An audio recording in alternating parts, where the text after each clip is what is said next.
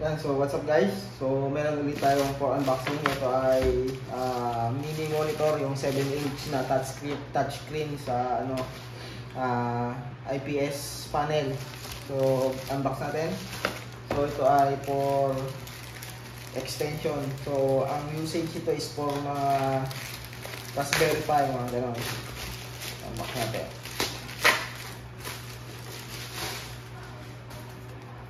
So that's it. So, ganito kalaki yung box niya. Ano makita nyo mga lods. Made in China. Ayan, made in China. So, unbox natin. Good naman yung box niya. So, ayan. So, from Ayoyo. Yung ano niya. Raspberry Pi monitor. Ayan. So, ito yung kanyang manual. Package content. Ayan. So, well pack naman. So, ayan, good. Meron siyang stand, tsaka yung monitor niya na ganito. So, ano ito?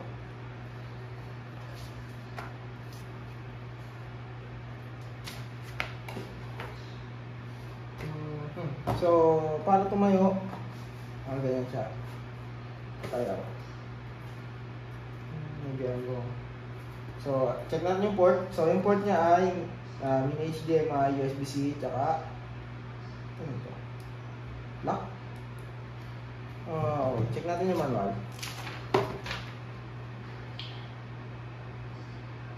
Track wheel. So, may track wheel siya, menu. So, pang settings, mga lodi.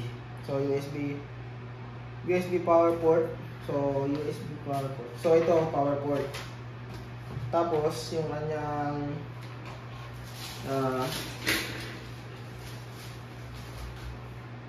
micro HDMI, yan. So, power, micro HDMI, yun lang yung kanyang port na available. So, yung kanyang USB power, ito. Meron siyang note. So, tingnan natin.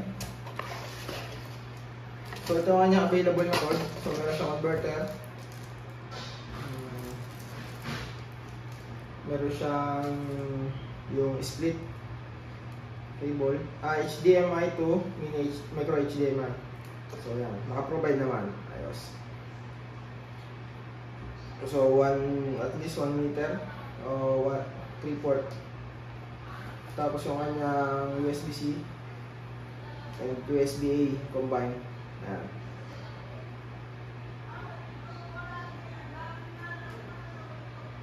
Naka-split. So ito ay para mag-provide ng power, mga lodi. So ito yung kanyang instruction and resolution. No picture and sound. Solution. No picture and sound. So mga troubleshooting guide lang niya. Don't disassemble and reassemble. So, okay. So the cables in the video are not included. So, ito yung video niya, mga lodi. Pili natin yung monitor. So, supposed to be ito ay touchscreen. Yung logo. Walang label. Sabihin natin nilagay yung label. So, may yoyo.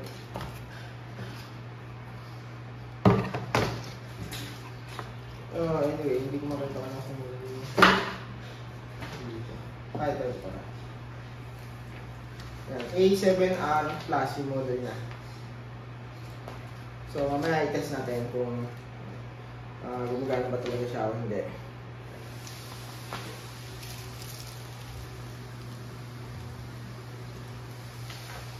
Yan mga lodi. Close up. Speaker. Metal yung frame niya. Yung kaha.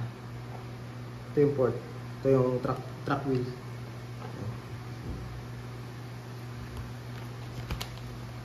Compact. Nabigat siya mga lodi. So, premium yung pin niya. Yan.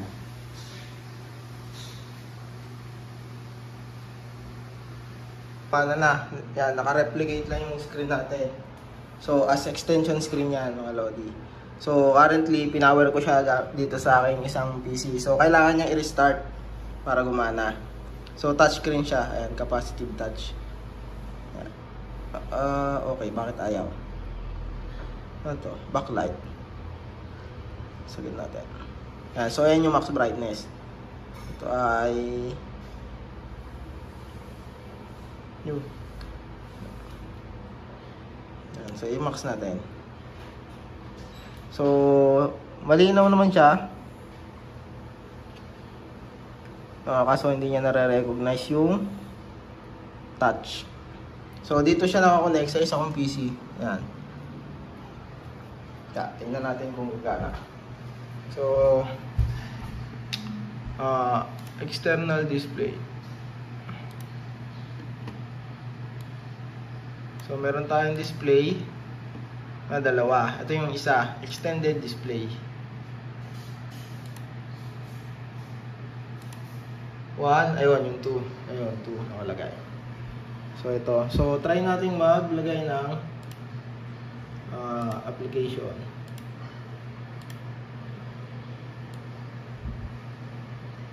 Ayun, nandun na siya. Ayun, mga Lodi. So, tingnan natin kung gagana yung touch. Oh, hindi na gana yung touch. Oh, no.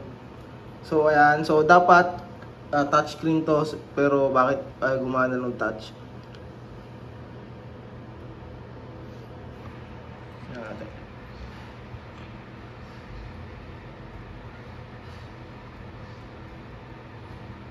Not sure why ayaw gumana ng capacitive touch. Pero supposedly dapat ano to gumagana. Ayan, so hindi natin alam kung bakit ayaw gumana. Pero working yung monitor niya sa secondary monitor, mga Lods.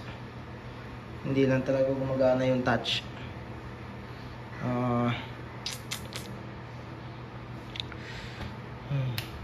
Bakit kaya? Okay. Let me I think I know why.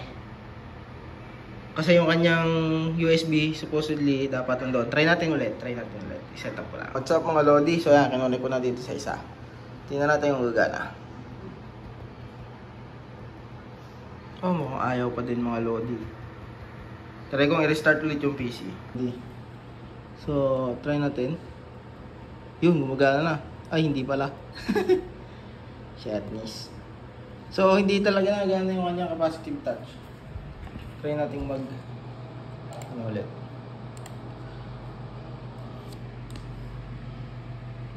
So, ito. Ayan.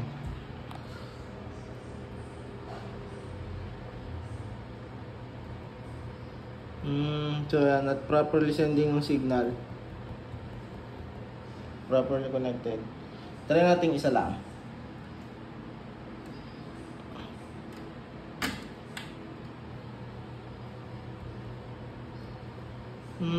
Ayaw pa din. So, not sure why. Pero, ayan. Or, I'm not sure if it is only working for Raspberry Pi. So, wala dito sa instruction natin. Tingnan natin. Basahin ulit natin. So, ito yung full specification niya, mga Lods. And based on sa driver niya, sa Raspberry Pi lang siya, yung single touch driver free support. So, as a general HDMI, hindi yata supported yung touch capacitive. So, hindi natin matetest. Yan.